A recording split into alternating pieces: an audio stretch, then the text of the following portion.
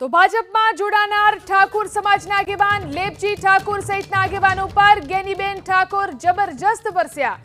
ડીસાના શમશેરપુરા ગામે જાહેર સભા દરમિયાન ગેનીબેને કહ્યું કે જેના માટે સમાજ ભૂખ્યો અને તરસો દોડ્યો એ બંને આજે સમાજની સાથે નથી ઊભા, તેનું દુઃખ છે। ભાજપમાં જે ગયા છે તે બધા હારેલા ગયા છે, એ બીજાને શું જીતાડવાના? કે આગેવાનોને નાના હિસાબે ચૂંટણીઓ જીતાતી હોય તો એ બધા ગયા ને એ બધા ચૂંટણીઓ હારીને જ ગયા છે। જો હવે એ જ ના જીતી કહેતા હોય તો કોને જીતાડી કહેવાના હતા? એમ અહીંથી જેટલા પણ રાજીનામા આપ્યા એ એક ચાલુ ધારાસભ્ય રાજીનામું આપીને નથી ગયો।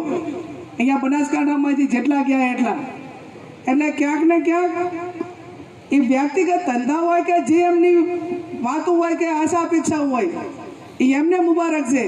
જો એમના માટે એવા શબ્દો વપરાતા હતા છતાં એમને દૂધે ધોઈ અને ગંગા તળે નવરાઈ અને અત્યારે સીધું બનાસકાંઠા ટુ કમલમ કર્યું હોય અને કેટલી મજબૂરી, હું તો એમ માનું છું કે કોઈ પણ વ્યક્તિઓની મજબૂરીની પણ હદ હોય। કોઈ આગેવાનને આજ હું લોકસભા લડું છું તો હું તમારા ગામ સુધી આવી તમને ફોન કરું, વિનંતી કરું, હજુ પણ તમને મળીશ।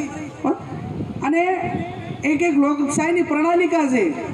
આ તો વોટ એમને દુવા છે ને હામાં યાર સામેથી થાય છે, કદાચ હીરા આવતા હોય ને તો એટલું સન્માન કહેવાય એમ।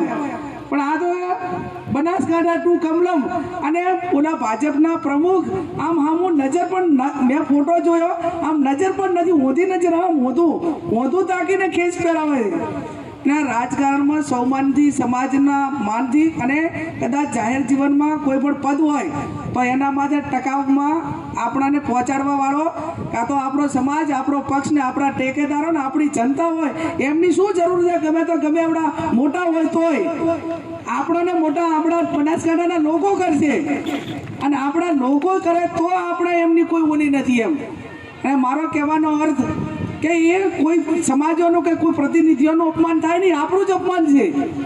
આપણને કોઈ કે અરે સામેથી ઉલડીને થાય છે એમ ગાડીઓ ફરી ફરીને ફરતા છે।